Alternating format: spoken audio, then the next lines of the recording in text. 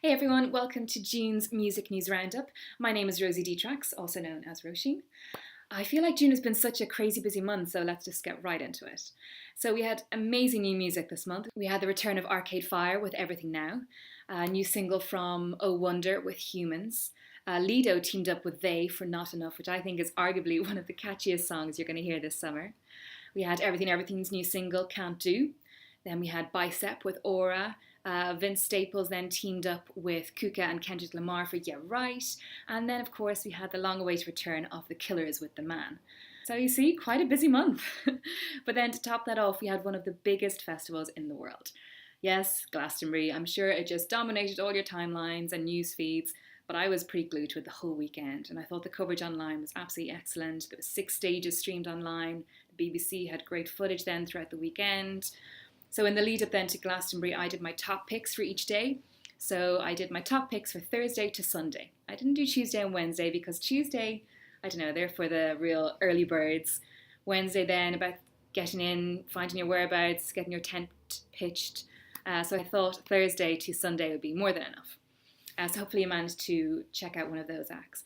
But then obviously after Glastonbury, there was just so many highlights, so many. So I'm just going to run through a few of them really quickly. We had surprise performances from Elbow and The Killers, to name but a few.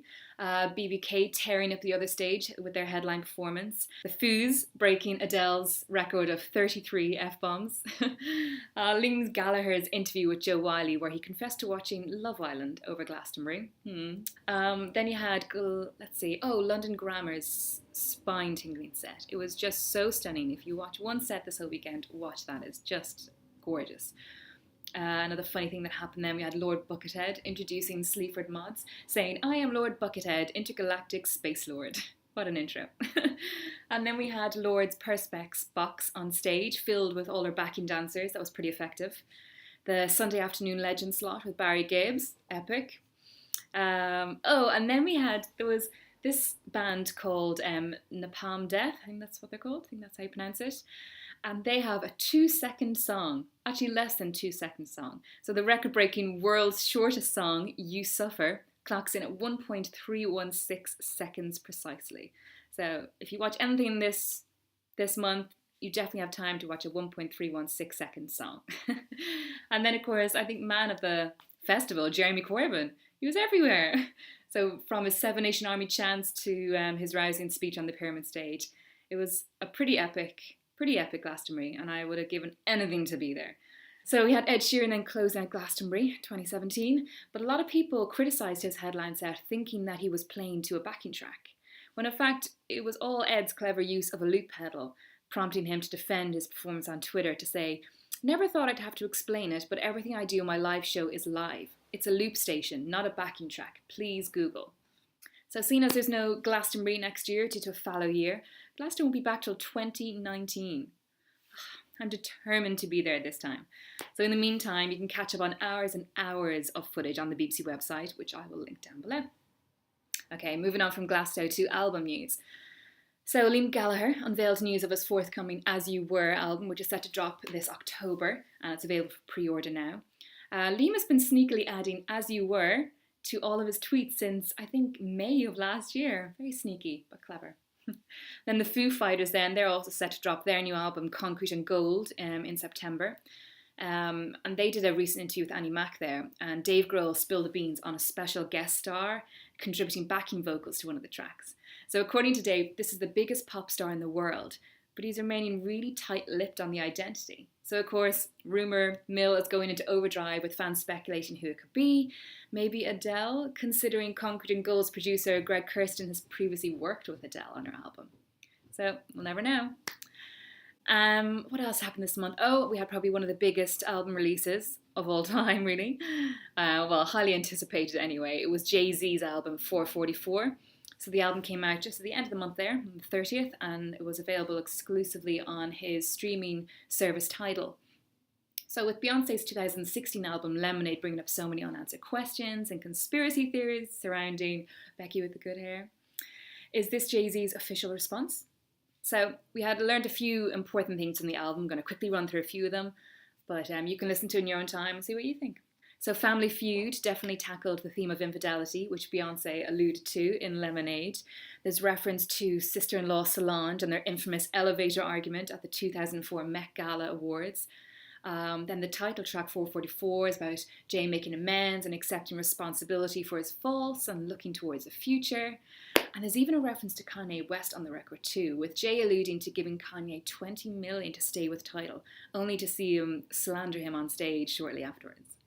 So those looking to register on Tidal just to listen to the album are going to be in for a bit of a surprise, as Mark Ronson learned. So the producer took to Twitter recently to vent his frustration because he signed up for Tidal purely to listen to Jay-Z's album, as did most people. They were faced with the message, though, that it was only available to those who'd signed up before Monday. Don't worry, after a week the album will be available on iTunes and hopefully Spotify as well, so hold out till then. So much drama surrounding one album, one man not making any reference to the drama and just appreciating it for what it is Kendrick Lamar, who simply just tweeted, 444, wow, master teacher. Can't get higher praise than that. Okay, so on to the charts news this month. Lots has been happening. So that infectious song Despacito, Luis Fonsi, Daddy Yankee with Justin Bieber, it's become the longest reigning foreign language #1 on the official charts. 6 weeks at #1. And only 9 other foreign language songs have reached #1 in the 65 chart history. So we had Psy's Gangnam Style, we had Las Ketchup, the Ketchup song, We Speak No Americano, Yolanda Be Cool, so tracks like that. And then we had the 50th anniversary of the release of the Beatles' Sgt. Pepper, and that went straight to #1. Then we had, of course, the tribute song. We had Artist for Grenfell, Bridge Over Troubled Water, which shot straight to #1 with the benefit single in aid of the victims of the Grenfell fire. The single had the biggest opening day sales of any single this decade, shifting 120,000 copies. It's now officially the second fastest selling single of the year so far, second only to Ed Sheeran's Shape of You. So proceeds from the sales are going to go to the London Community Foundation to help all those in need, and the single features the likes of Stormzy, Craig David, Dan from Bastille, Emily Sandé, Georgia Smith, Western, and a whole lot more. So check out the video below, which I will link to as well. So while they may have scored #1, their reign was very short-lived because Despacito were right back up there the following week. And then we had, of course, London Grammar with their sophomore album, A Truth is a Beautiful Thing. That went straight to #1, which is great news for them because their debut album just narrowly missed out on it last time. So well done to them. And another big congrats to Royal Blood as well. They're celebrating their sophomore album, How Did We Get So Dark, at #1 as well. And pretty cool, they found out just before they went on stage at Glastonbury. So that was a great way to celebrate, definitely. But going forward, there's going to be quite a few changes on the chart soon. So there's going to be a cap on the number of tracks by any one artist that can feature in the top 100.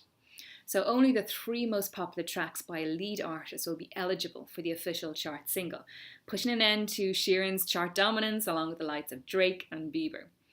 Also, the streams to sales ratio has been cut in half to remove all the existing songs from the charts and make way for all these new releases. So the official charts company chief exec Martin Talbot explained that the new regulations is all about promoting and supporting new music. And he went on to say, this is not a chart for album tracks, we want to remain the official single charts for singles. So fair enough. So expect a pretty exciting chart in the future and not just the Ed Sheeran official top 10. So tours, we have so many exciting new tours happening. We have Katy Perry embarking on a UK and European Witness tour next year. Next year, it's ages away. But she's announced dates at London's O2 in June. And sorry, Ireland, no dates yet. Liam Gallagher, though, he's announced 4 UK and Ireland dates, as well as his first ever solo US and Canada tour at the end of next year. And poor Adele, she's had to cancel her last 2 homecoming gigs at Wembley on doctor's orders, and no word yet on if it's going to be rescheduled. So the last 2 shows were also set to be filmed for a special DVD at Wembley. And prior to a gig, she shared this letter with her fans saying, I wanted my final shows to be in London because I don't know if I'll tour again, so I want my last time to be at home. Oh, say it's not true, Adele, but get well soon. So to end this tour section, I thought it only fitting to close with the Maccabees, who have just finished their farewell tour.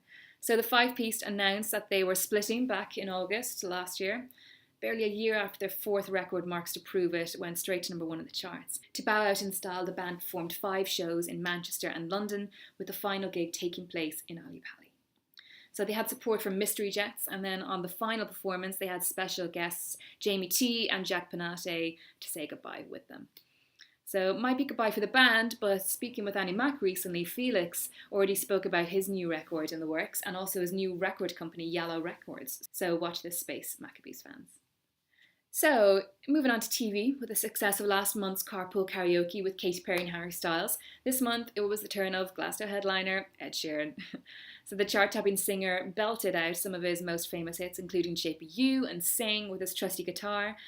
I love this feature because it can be so random as well.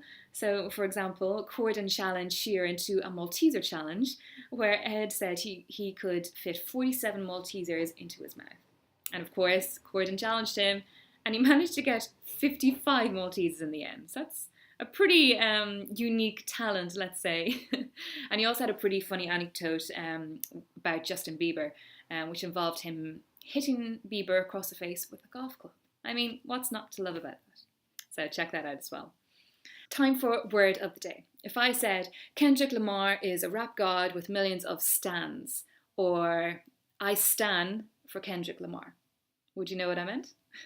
Well, according to the Oxford Dictionary, the new word stan is described as an overzealous or obsessive fan of a particular celebrity, and cites the origin as early 21st century and probably an allusion to Eminem's seminal single, Stan. There you go, new word of the day.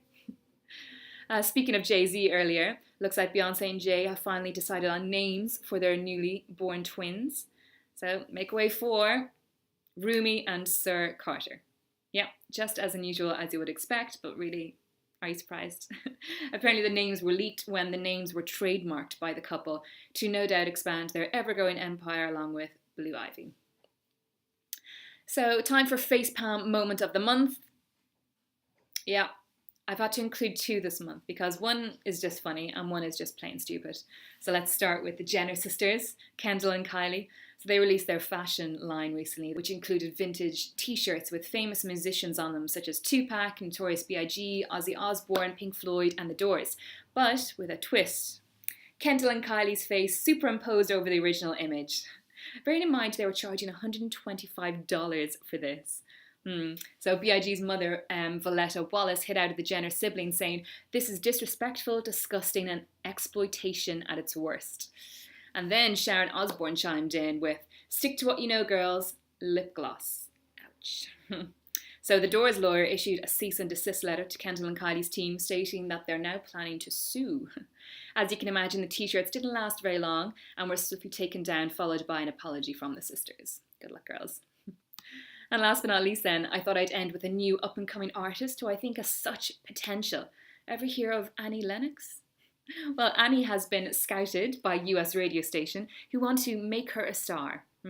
Annie posted a picture of the email she received on Facebook, which sees the radio station employee ask the singer to submit her music for consideration.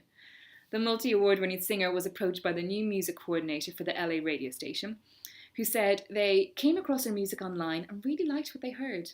She went on to explain that she was looking for artists with potential for their radio station. Keep your chin up, Annie. You'll get there one day. So now in July, we have so much to look forward to, and we are completely now in festival mode, I think it's safe to say. We have Hideout Festival. Actually, we had Hideout Festival. We have Wireless, Secret Garden Party, Latitude, Longitude, Camp Festival, British Summertime, which has already started as well, Electric Daisy Carnival, and Lovebox, which I'm going to, so expect some daily picks very soon. Really excited about this one. All that's left now is to look at my monthly selections. I have a few particular favourites again this month, but they're all good, so check them out. But a few that I'm really listening to on repeat are Tube and Burger's Dust Feel, featuring Richard Judge. And then we have Danae vs. McCann. What's going on, McCann? Love that song. We have Confidence Man and their single Boyfriend, Repeat, the edit. And then we have Christoph's Feel. So enjoy. And I will see you next month. Bye.